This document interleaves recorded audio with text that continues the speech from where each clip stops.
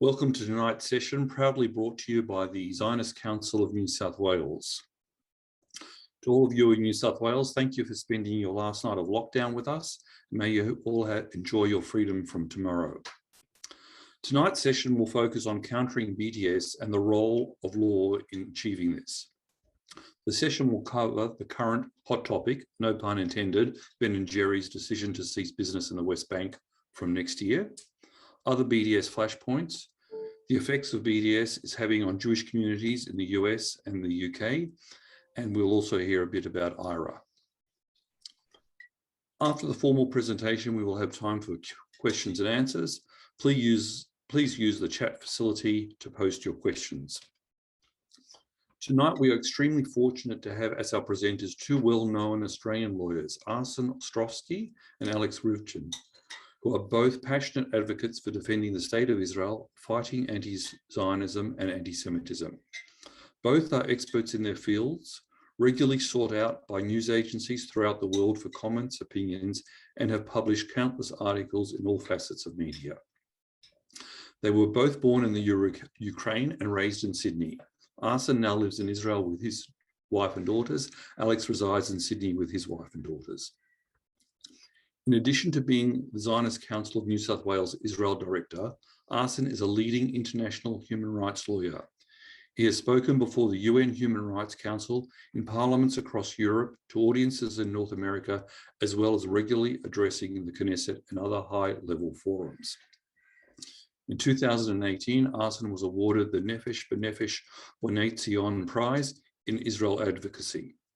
Most recently, Arsen was recognized by JNS as one of the top 40 advocates for Israel. Currently, Arsen is the CEO of International Legal Forum, which is a not-for-profit organization fighting to promote justice, peace, and equality in Israel and the Middle East.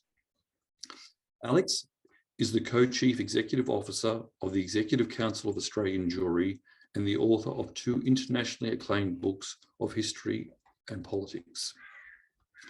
The Anti-Israel Agenda, Inside the Political War on the Jewish State, and Zionism, The Concise History. Alex has served as a spokesman for the Zionist Federation UK and was awarded a prestigious Israel Research Fellowship to work as a research fellow and staff writer at a Jerusalem-based think tank. And when Alex needs a diversion, he authors an international bestseller, A New Day, written during coronavirus pandemic to help families overcome adversity. I now hand over to Arsen to commence the discussion focusing on BDS and related matters. Arsen. All right, thank you, Rodney, for that introduction. First and foremost, it would be remiss of me not to note that my parents are in on this Zoom, and that today's my mother's birthday, so I have to wish her a happy birthday live here as well. Before we get into the tachlis of the BDS discussion. But thank you, honestly, Rodney and the Zionist Council for the tremendous work you're doing. And above all, it's also not only an honor, but really a pleasure to be on this with my dear comrade and friend, Alex, with whom I probably go back longer than I think just about anyone else that I can think of. We both, as Rodney noted, came to Australia at the same time, and honestly, I couldn't think of any more better leader to serve the Jewish community in Australia at the moment than Alex. But I think above all, we're also proud girl dads to daughters between us. So I think that's the toughest task. If you think fighting BDS was tough, we have a whole other mission on our hands, indeed. So it's always a pleasure to be with you, my friend.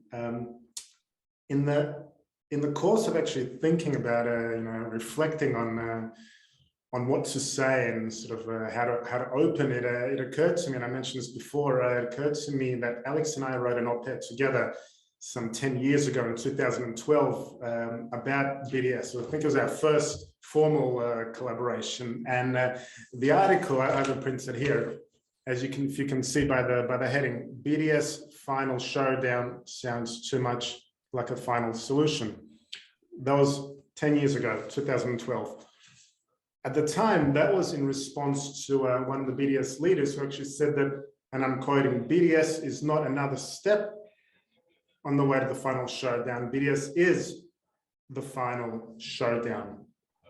Now that sounds, of course, jarringly similar to none other than the final solution, because it is, and that is ultimately the same goal. Whereas one sought to bring about the end of the Jewish people, the BDS movement is very clear. You have to look at just what the leaders themselves say, like Omar Barghouti, and like others who say we don't believe in a two-state solution, we want a one-state solution. So whereas one sought the end of the Jewish people, this BDS movement ultimately seeks as its goal the destruction of Israel as the nation state of the Jewish people. So in a lot of ways, you know, we often, when we hear about BDS, we'll hear this, you know, these lofty humanitarian labels of justice and peace and human rights, all these sort of virtuous values, and often, as we heard with Ben and Jerry's, and we'll touch about that, of course, later. But you know, I think it's important to underscore that ultimately that is a charade, that is a facade. We shouldn't be fooled by these lofty terms, because they have no such interest in peace, no such interest in justice. They don't even care about the Palestinian people, because ultimately it's the Palestinians themselves that suffer and hurt the most out of any BDS movement, because they're the ones that will lose jobs, lose income, lose the ability to look after their families. So it's not about promoting Palestinian rights, it's ultimately about denying Jewish people, and by extension the Jewish state, our rights. The question we have to ask, you know, is ultimately how successful has the BDS movement really been? When, you know, the ultimate goal is the destruction, they do look at vilifying, delegitimizing, and demonizing the Jewish state. So how successful have they been? What have they done? What have they achieved? Have they brought peace? Have they brought two sides together? No, they haven't. On the contrary, they're pushing the parties apart further. And you only have to look at Israel at the moment. Right now, speaking to you from Tel Aviv, today, Israel is strong. Israel is resilient. Every major tech company has a presence here. Microsoft just last week announced that they're doubling their investment in Israel, which I supposedly would think that now every single boycott supporter would, you know, if they're going to be true to their words, would essentially stop using their PCs, stop using their computers, whoever might be on Zoom right now. The economy here is strong. The tourism is thriving, at least it was pre-COVID, and hopefully with the economy opening up and even more tourists from Australia, but the economy and the tourists from all around the world are thriving, are coming in. And ultimately, you have to look no further than the Abraham Accords and the growing acceptance of Israel in the Arab world, UAE, Bahrain, Morocco, even Sudan. As we're speaking right now, Israel, for the very first time, is openly and publicly displaying a pavilion at the Expo in Dubai, in the Gulf, an Arab country. Of all the expos, of all the pavilions, of all the 190 plus exhibitions there, it is the Israeli one that is garnering the most attention. So in so many ways, perhaps the Abraham Accords have been the most breathtaking display of failure by the BDS movement. So it could be forgiven for asking in a lot of ways, why are we even having this discussion? You know, why are we even talking about this? But there is a number of reasons why I think it is important, and why I think these discussions are crucial, and a lot of the issues that certainly Alex and I will delve into are important. One, it's because, and I'm sure I speak for all of us here, is that ultimately we all support, we all yearn, we all want to see peace. The BDS is the very antithesis of peace. Instead of working to bring Israelis and Palestinians together, it seeks to pull us apart. Instead of creating bridges, it's seeking to create wedges and barriers. And instead of creating an environment that is conducive to peace and facilitating the conditions necessary for peace, it is creating more hatred, more enmity, more distrust, and more violence. And I think that last point about violence is exceptionally important, because when we're looking around the world today, looking around Europe, looking around the United States, we're seeing this growing level of anti-Semitism and violence directed against Jews. That is not happening in a vacuum. It's not happening out of nowhere. Australia certainly is not immune with anti-Semitism occurring as well throughout the country, including, of course, Sydney and New South Wales. This does not happen in a vacuum. It doesn't happen out of thin air, out of nowhere. It is a direct result, I think, of this pervasive discourse on Israel that we're seeing that's being pushed by the BDS movement, by their supporters, and importantly, by their enablers, including with such labels as apartheid, with the denial of rights to both the Jewish people and the Jewish state, the demonization of an entire group of people based purely for no other reason than our race, our nationality, and our faith. And because it ultimately does legitimizes, emboldens, and encourages the violence and an excuse and justification of what we're seeing on the streets today. So don't let anyone fool you that BDS is a purely non-violent movement. It is not. It does have direct links to terror groups, and that's something that has been confirmed and elaborated on, and we've seen connections to groups like PFLP and others. And it does promote, enable, and drive violence today. So that's one of the reasons why it's so important that we speak out and that we act out, because ultimately it is also not us here in Israel, for example, that bear the brunt of it, even though we are the target. It is ultimately, I think, the Jewish communities in the diaspora that really face the brunt of it. In Israel, we have an Iron Dome, but we need an Iron Dome to protect, or an anti-BDS dome, I should say, to protect also diaspora Jewish communities against attacks and against being on the front line of these campaigns. Today, I think it's important to also recognize that we're seeing that BDS supporters and activists are becoming much more, I don't want to say intelligent or smarter in their means, but much more deceitful. So whereas they're not necessarily referring to their campaigns as boycotts or BDS because they understand negative consequences, ramifications of that, but we're seeing them change their language and terminology. We're seeing their campaigns couched in the language of human rights. We're seeing them talking about corporate social responsibility and ethical investments, which are all ultimately euphemisms for boycotts and BDS. So we need to be careful and mindful of that, and mindful of sort of the language that is being used, the language that's being appropriated as well for their campaigns. But the good news is, and there is good news. Good news is that we have a means and a way to respond. We have legal tools at our disposal. It's something obviously we're going to talk about in greater length. When we look around the world at the moment, we have in the United States, we have laws against BDS. In Europe, banks are cancelling accounts. In Israel, there is a law against BDS as well. We're looking at the role that Ira, and Alex will talk about that as well, plays in this. So I know we'll be discussing all of these. We'll talk about Ben and Jerry's, which has really caught a lot of the attention, and how that's sort of very much a flashpoint and a case study in terms of how we respond to BDS going forward. So I know there's a lot of things to discuss, a lot of steps to discuss. I know Alex has a lot to say on it as well, and we're looking forward to having this discussion with all of you. All right, thank you, Arsen.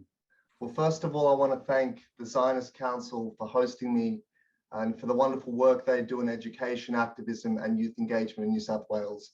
And I particularly want to note the contributions of Rodney, of Orly, Rebecca, Orna, Tennille, and immediate past President Richard Balkan. And I want to say what a great pleasure it is to share the stage with Arsen. As you've heard, Arsen and I have known each other since we were boys, but we lost contact somewhere there in the middle as we each made our way in the world. And I was a lawyer practicing in London and contemplating giving up the security and the rewards of a top-tier law firm to pursue what I considered my calling of advocating for our people. And I came across an article Arsen had written for The Australian. Actually, my brother had sent it to me. And it was a typically spirited defense of Israel. And seeing someone who I knew so well and who shared my family background as a refugee from the Soviet Union, who had also practiced law and who, like me, had no family wealth to fall back on, seeing him throw the stability and comfort of the Lord of the Wind to serve the community, it helped me make up my mind to devote myself fully to this righteous and necessary fight. And when Arsen and I briefly overlapped in our time living in Israel about a decade ago now, I remember Arsen constantly badgering me to join Twitter, convincing me that this was the new battleground. And it took a while, but he finally won me over. But Arsen had correctly identified back then that the world of advocacy and influence was changing, that it was beginning to shift away from episodes of Q&A and writing letters to the editor and moving to the rapid and global world of online advocacy. So Arsen deserves immense credit for that vision and for building up a huge following and becoming a real leader in that field. Before we talk about the fight back against BDS and the role of the law in that fight, we need to be clear about what BDS actually is and how it operates. I think as lawyers, we tend to look at it in a very formulaic, technical way. We look at the three aims of BDS as stated by its founders, being the right of return into Israel for 7 million descendants of Palestinians who left their homes for various reasons in 1948, full equality for Israeli Arabs who already have full equality, and complete withdrawal by Israel from Arab lands, whatever that means. And then we consider the implications of adopting those three aims, and we conclude that it means the end of a majority Jewish state, and therefore the end of Jewish self-determination and autonomous existence. We then note that BDS seeks no such measures or outcomes for any other state, and we put it all together and we conclude that BDS is anti-Semitic and should therefore be dealt with the full force of the law. I don't particularly disagree with any of that, but BDS, we need to understand, is not about implementing the three aims. It's not even about inflicting economic damage on Israel through boycott, divestment, and sanctions, even though these are economic measures.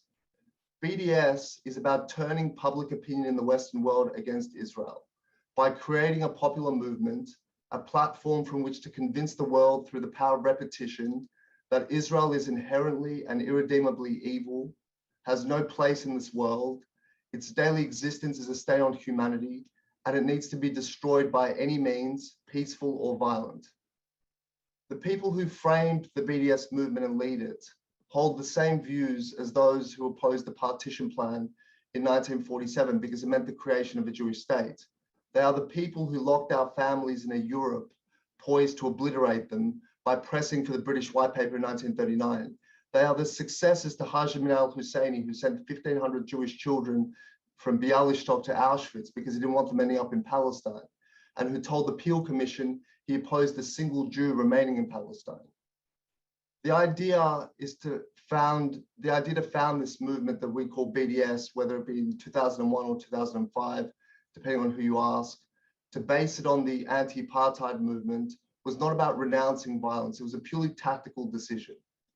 After the failed wars of 1967 and 73, those committed to Israel's destruction realized Israel could not be defeated by military force.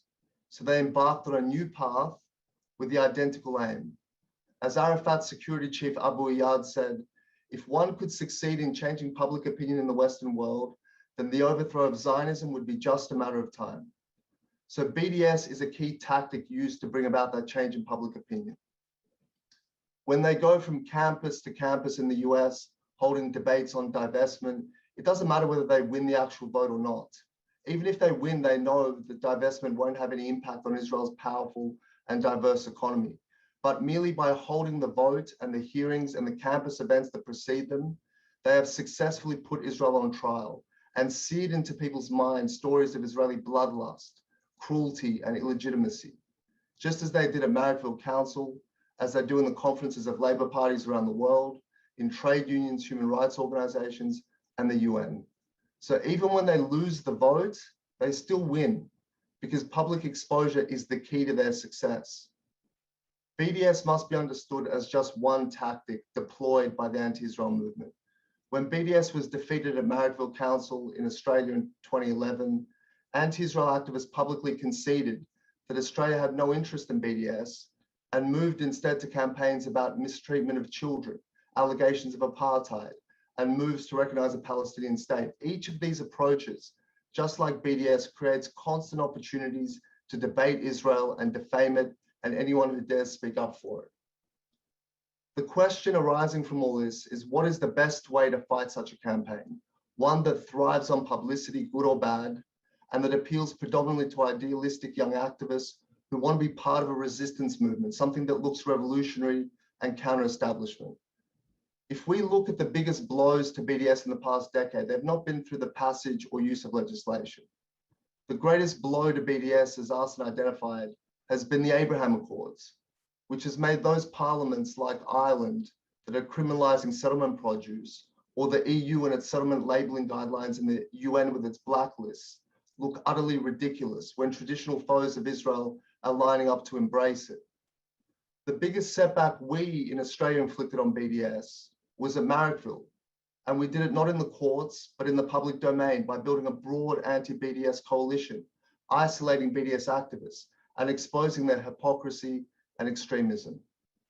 The law is indeed a critical battleground in our struggle, as we saw in the International Court of Justice advisory opinion in 2004 and current threats by the Palestinians to attempt to smear Israel through the International Criminal Court. But the use of the law in fighting BDS and the anti-Israel movement broadly should be calibrated carefully to each jurisdiction, and what works in the US won't necessarily work in Australia.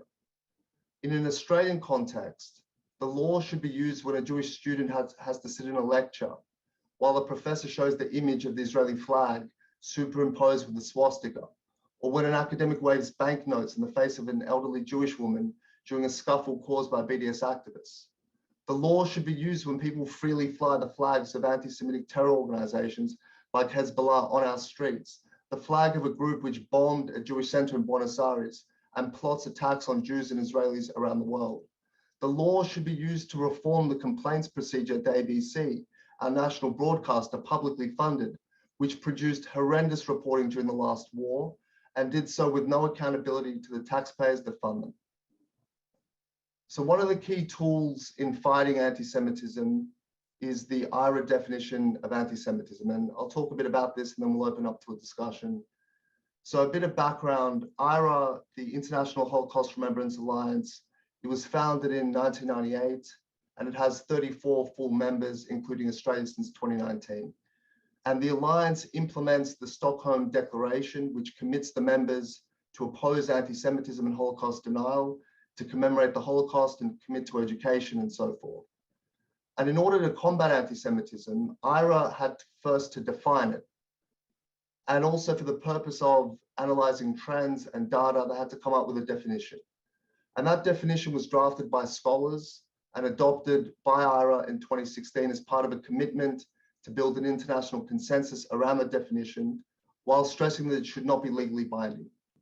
And it's been adopted by countries such as the UK, US, Canada, Germany, Greece, Switzerland, by the European Parliament, by universities like Oxford and Cambridge, by sporting clubs like Chelsea FC, and then the entire Football Association. It's not a controversial definition, it's non-partisan, and it's the latest in a series of definitions that preceded it. The EU had its own working definition on similar terms, the US State Department also. And the greatest service of IRA is that it shows both the traditional and contemporary examples of anti-Semitism in society, and particularly how they do and don't occur in the context of Israel and the Israel discourse. So for example, it explicitly states that to criticize Israel in a way similar to other countries cannot be considered anti-Semitic. But to deny the right of the Jewish people to self-determination, to compare Jews to Nazis, is not a form of policy criticism, it is anti-Semitism. Now, IRA came to greatest international prominence during the time of Jeremy Corbyn, his inglorious time leading British Labour. And he very begrudgingly finally adopted it on behalf of the party in September 2018 after a massive furor and scandal with anti-Semitism both by the leader and members of the party and how it was handled. And what was particularly scandalous about that episode and the entire furor and debate that emerged around it is that it challenged the right of the Jewish people who have lived anti-Semitism for millennia to define what anti-Semitism is. And it alleged that we were doing so, we were advancing this definition, which was non-controversial, not because we want to protect ourselves from the scourge, but for some nefarious, cunning political purpose to shield Israel from criticism. And that sort of allegation would not have been made against any other people. Now, the ECAJ is currently embarking on a campaign to seek bipartisan support in the federal parliament for the adoption of the IRA definition. We held a public meeting with Anthony Albanese, the leader of the Labour Party, a couple of months ago, in which he pledged, if elected, to formally adopt IRA. And we saw just today at the New South Wales Labour Conference a motion supporting Albo's endorsement of IRA and also renouncing BDS. So that's the state of play with IRA. It's interesting, and something, I think it's important to really underscore with respect to IRA, and certainly a thing that you touched on, Alex, is that it does have very broad bipartisan support. It does have that in Australia. It has that in the United States as well, both under the previous Trump US administration and now under the Biden administration, which has said, and I quote, that we enthusiastically support the endorsement of the IHRA definition. So that's something I think it's especially critical. It does have that very broad consensus. And actually, one of the latest countries to have adopted the IHRA definition or provided support is Bahrain. Which is, in the Gulf, it's an Arab, it's a Muslim country, and they've openly endorsed it and all its elements, all its features and characteristics, including the anti-Zionist element. So when we're having Arab nations now endorsing this definition, which is something unheard of barely a year ago, it's something that's earth-shattering, I think, in so many ways now. The only other thing I would add, and I think it's important, is there's a lot of misconceptions around IHRA, and I think one of the main ones is that it in some ways stifles free speech. It doesn't do anything of the sort. It doesn't stifle free speech.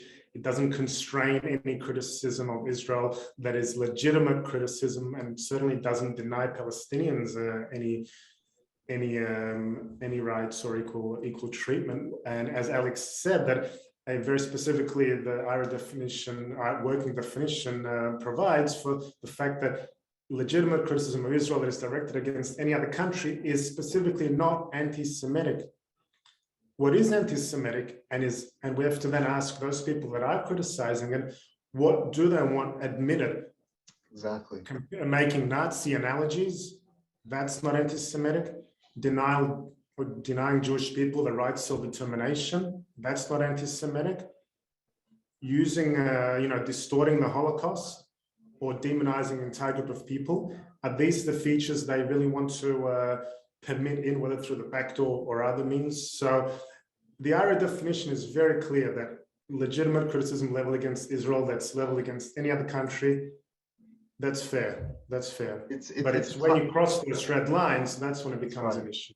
It's a classical straw man argument. I mean, those who have been intent on trashing the definition, and in doing so, taking away the right of the Jewish people to define what hatred against us looks like, I think we've got a pretty good experience of it. They've often said over and over again, we've heard this by far left activists in the UK Labour and around the world, as you said, that it has a chilling effect on free speech, that it criminalizes standing up for Palestinian rights. It does absolutely nothing of the sort. And in my discussions with federal politicians in this country, there has been very little, even amongst those on the left, once you actually explain to them and run through what the definition looks like, what it seeks to define as anti-Semitism, and something that cannot be considered anti-Semitic, there is very little pushback on it.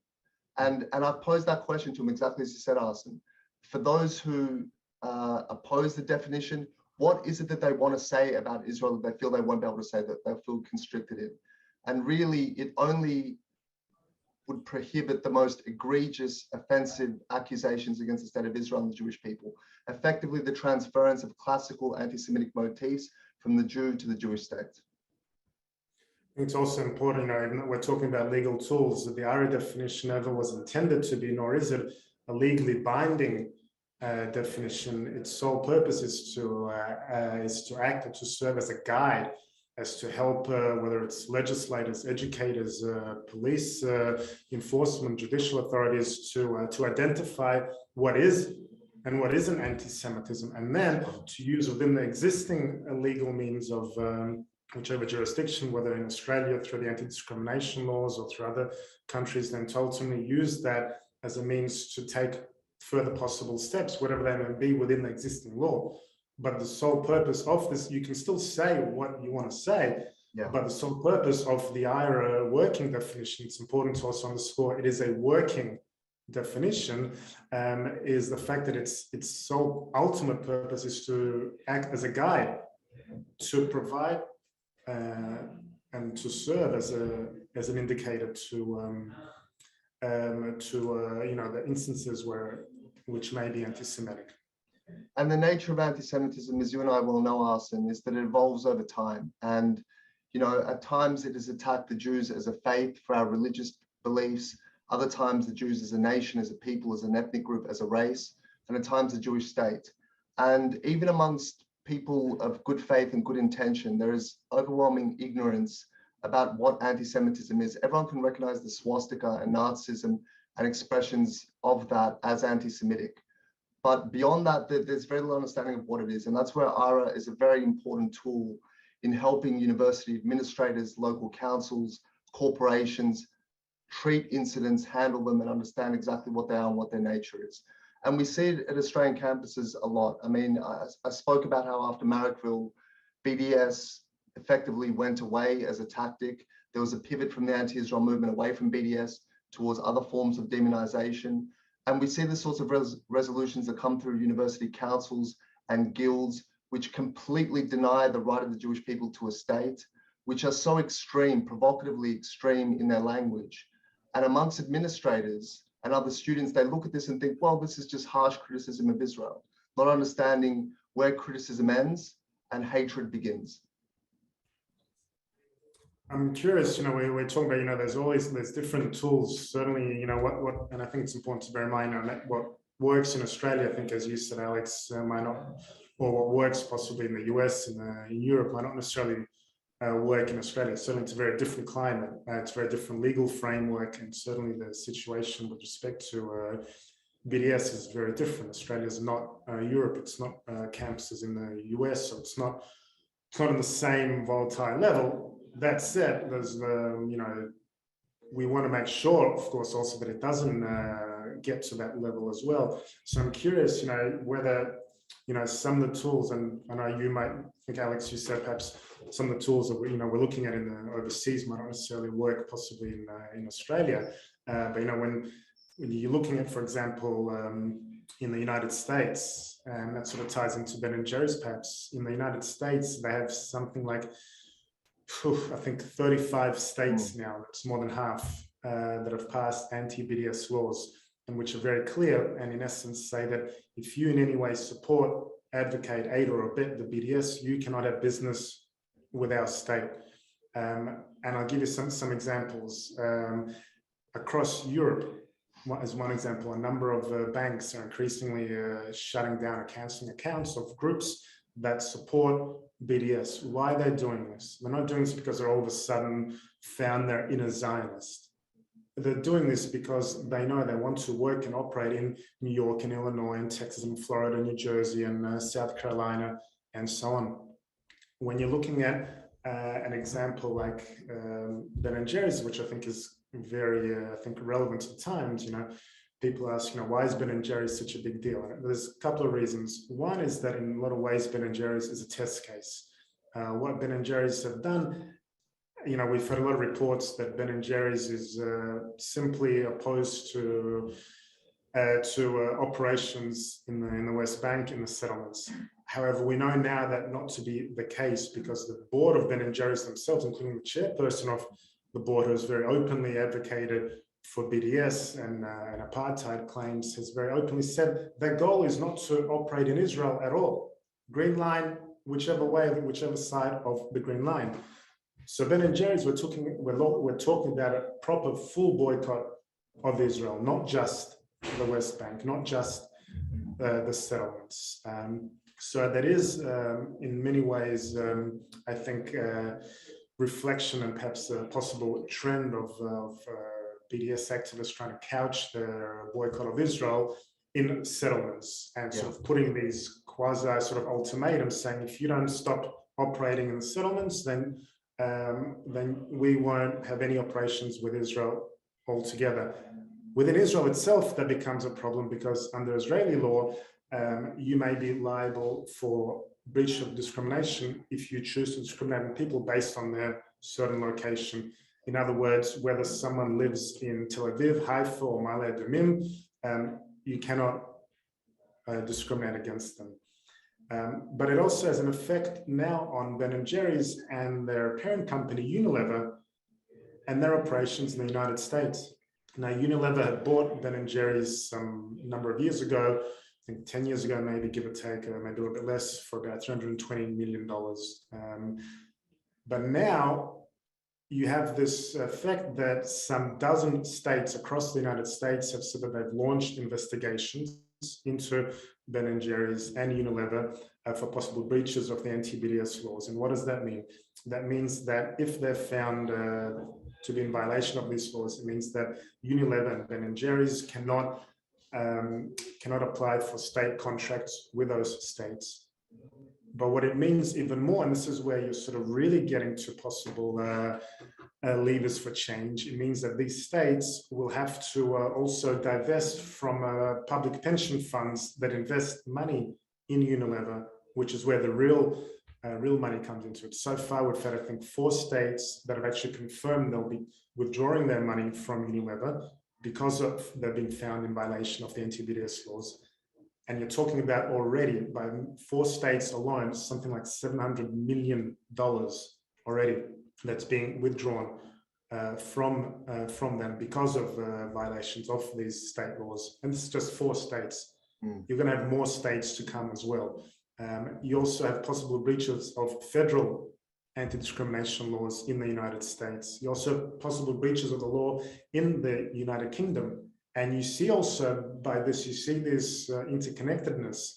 And when you're talking about, for example, Australia, whether there is virtue in having similar laws possibly in Australia or not, that's one discussion. But if you have a company in Australia that's in any way seen as endorsing or adopting or supporting, facilitating, aiding or abetting a boycott campaign, that means that under United States law, they may be penalized in the United States. They may be prevented from operating in certain states, and they may find that their investments in pension funds, whatever that invest in these companies, may be withdrawn as well. So that's certainly something that needs to be looked at in a broader light. And talking about Ben & Jerry's, there's certainly different angles that are being looked at. Certainly possible legal claims for breaches of law here in Israel.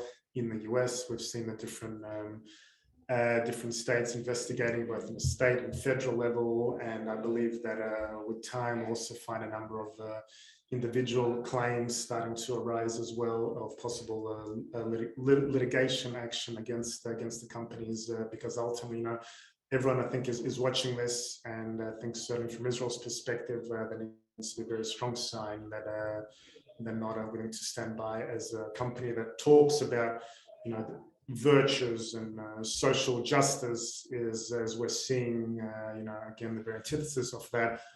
Instead of talking about this, they're actually discriminating against and demonizing one group of people and one country, and that's Israel and the Jewish people, by applying a double standard and by applying special opprobrium and discriminatory practices which they do not apply, for example, in China, where they have a very profitable practice, or other parts of the world. So that's sort of something we need to bear in mind, and how companies in Australia that may be in breach of this can also become affected by these laws overseas.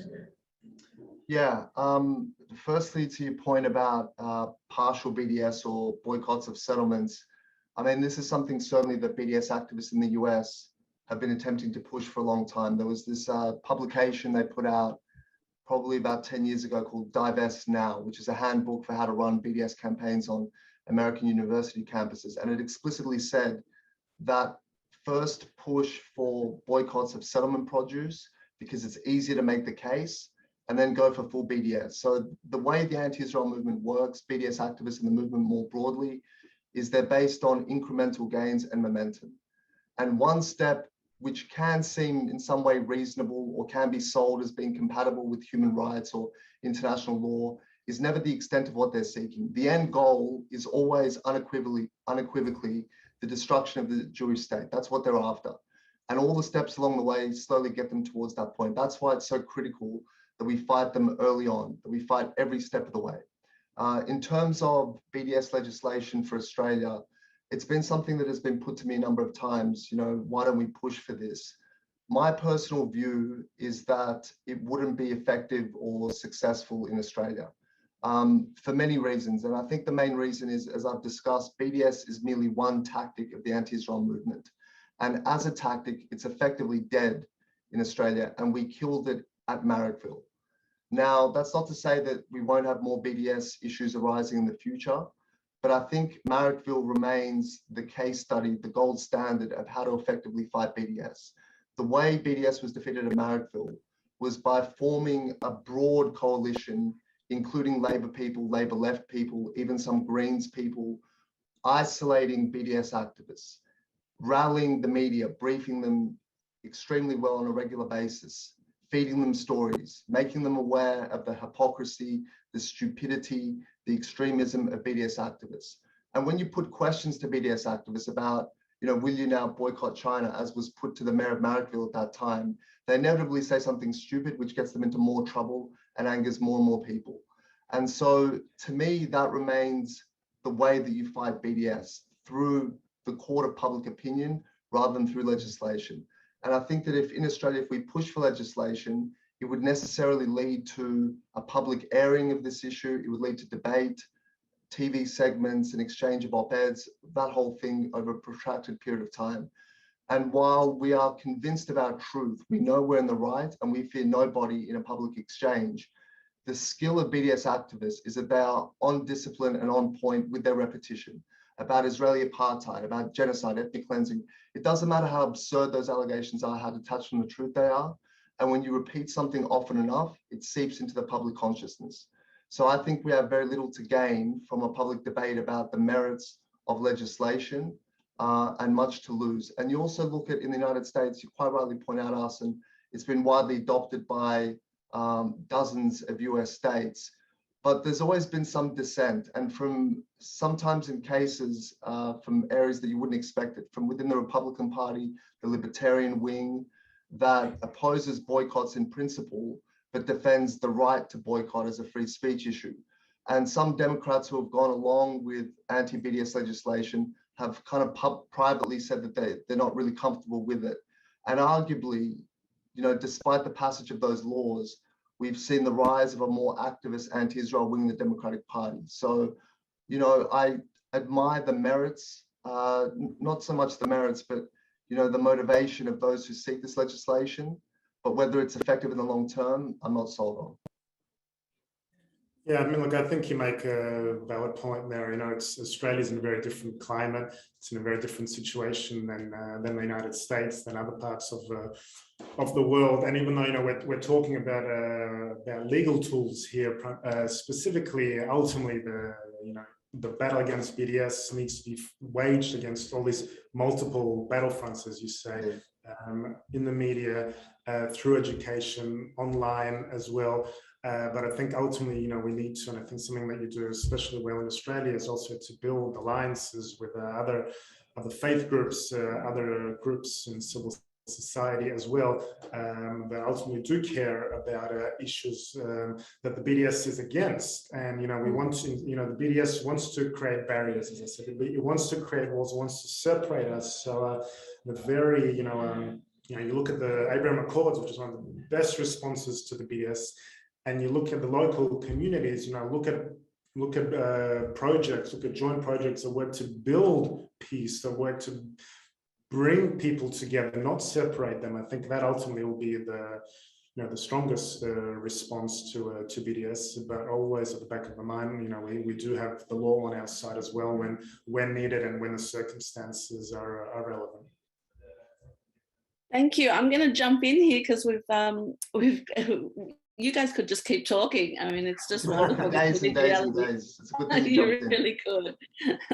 And there's so many questions, but I think, the main one that I'm going to start with is very general, and just what you mentioned about having an anti-BDS dome. What can we do? Someone on the chat, Lucy's asked, what can we do on campus? But more generally, what can we do to build this anti-BDS dome?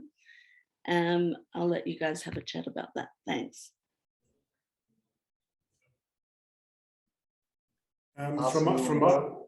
From my perspective, very simply, I'd say education is key.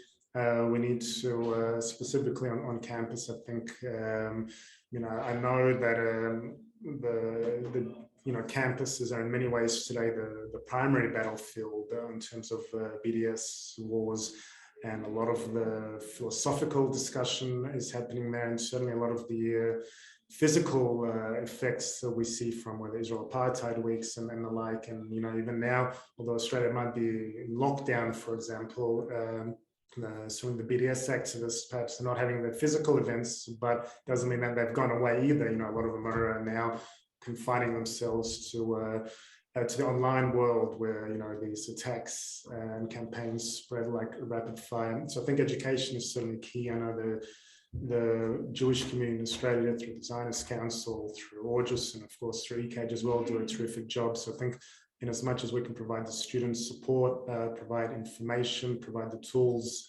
in terms of the issues, in terms of talking about things like, you know, apartheid week, BDS campaigns, what's happening on the ground. So I think in order to provide them, one, the education tools to deal with it, and also how to communicate and how to actually respond to them. I think those are the two main things from my end that I would suggest.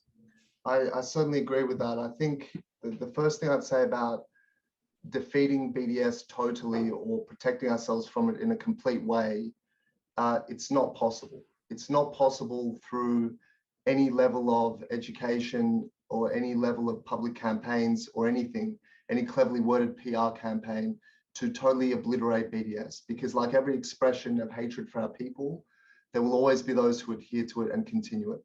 What we can do, what we need to strive to do, what our aim should be, is to confine it always to the dark peripheries of society, to ensure that it has no mainstream or broad support. And I think, again, in Australia, we've done a fair job of that, a very good job of that. And I believe the way also needs to be done is through this process of inoculation. BDS, as Arsen and I have discussed at length, it trades in disinformation, in libeling Israel and people like us who dare support the Jewish state and Jewish self-determination. With everything, with every conception of evil. We're child murderers, we're war criminals, we're Nazis, whatever. And if we can insert as much information to the public domain about the truth of Israel, the truth of the Jewish people, in a way it inoculates the public from those slanders when they arise, particularly in times of war and conflict. So on the one hand, I think we need to be realistic about what our goal is. It's not total victory, because that's an impossibility, just like the defeat of anti-Semitism is an impossibility.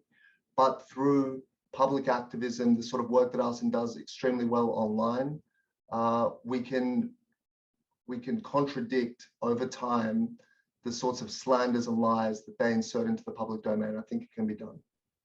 Orally, I would add maybe one more thing to that. You know, we need to be mindful that, and I think this is critical, that we cannot afford to always be defensive and always be reflective and always be responding to these attacks.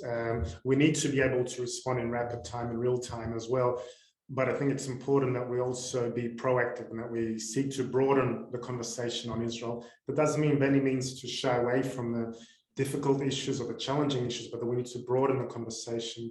And we're talking about, say, pro-Israel advocacy, when we're asking students to be, say, pro-Israel or pro-Israel in Australia, because we obviously supported to the alliance very much. What does that mean? What are they standing up for? What is their vision of Israel? What is the vision of the alliance between Israel and Australia? So I think it's important to be a lot more proactive and to be out there, providing a narrative of what it means to them, what they stand for, without necessarily confining that to what it does not mean. So I think, and we've done for a long time, we've allowed ourselves to be defined by what our detractors seek to, labels they seek to apply to us, instead of what we want to put out there. So I think that's also important for students to know. And I think also, as much as we need to speak the truth of what Israel is, which is a liberal democracy, which is an extremely humane and diverse society, I think we need to shine a light on the truth of what Palestinian society is as well. And the BDS movement for a long time, and the anti-Israel movement broadly, has traded in this language of a single state, a one state, which will be a secular democratic state. And they've managed to really bamboozle the world, the gullible amongst them, that they do have this vision of human rights in a secular society. And when you look at, for example, basic polling data conducted by Pew of the Palestinian territories, there is upwards of 90% support for Sharia law to be the law of the land. When you look at Hamas's recruitment and use of child soldiers, you could go on and on and on talking about their violence, their corruption, their ineptitude. Everything they seek is incompatible with a liberal democratic state, secular democratic state. So as much as we need to speak the truth of what Israel and the Jewish people are and what our values are and what we do and what we believe in, we need to also expose the other side a little bit as well. Absolutely. Thank you. And I'm just going to squeeze in one last question because there was a few about the divisiveness on IRA, and Susan Rutland, who's a member of the IRA delegation, is asking if you can comment on the Jerusalem Declaration and also on the fact that Dr. Tim Anderson won his case at the federal court. And then I'll also combine it with Debbie's comment about universities rejecting IRA. So just something general about divisiveness about IRA. Well, Dr. Rutland is the authority, so I'm humbled to receive a question from her. I think she's in a great position to answer the question, but I'll do what I can. Firstly, for the Jerusalem Declaration, or basically what that is, it's a rival definition of anti-Semitism advanced by a group of left-leaning academics. And when you look at it on its merits, firstly, there's great overlap between IRA and the Jerusalem definition. A lot of what the Jerusalem definition says is perfectly sound. But what that definition seeks to do, it explicitly talks about BDS as not being anti-Semitic. And that's where really it strays. I think it reveals its motives and biases of the drafters. IRA is silent on that point. It doesn't talk about specific accusations and slurs like apartheid or genocide being anti-Semitic or not. It doesn't say boycotts are inherently anti-Semitic or they're not. But Jerusalem effectively seeks to absolve BDS activists from the charge of anti-Semitism, which they don't frankly deserve. As for the Tim Anderson case, I mean, that case is ongoing. The decision of the federal court, as I understand it, is that the issue of academic freedom is not some ethereal concept, but a contractual right. So the court will now need to look at whether academic freedom would protect Tim Anderson in that case. Whether academic freedom is so malleable and broad a concept that someone can hold up an image of the Israeli flag and a swastika, effectively that they can disgrace the university, malign their Jewish students, intimidate them in that way and face no consequences. My understanding of academic freedom is that it would never allow that. To me, this is a contractual dispute, and I think City University is right in pursuing the course of action it has pursued, because Tim Anderson is a disgrace to the profession and to the university. What was the third element? Sorry, Orly. It was about universities in North America rejecting IRA, and Professor Jan Grabowski posting about the rejection of it at his university in Ottawa. You may not have heard of that. I mean, it's... Well, yeah. I know of Jan Grabowski very well. Okay. He's an eminent Holocaust historian and a great man and a great dissident and a great fighter.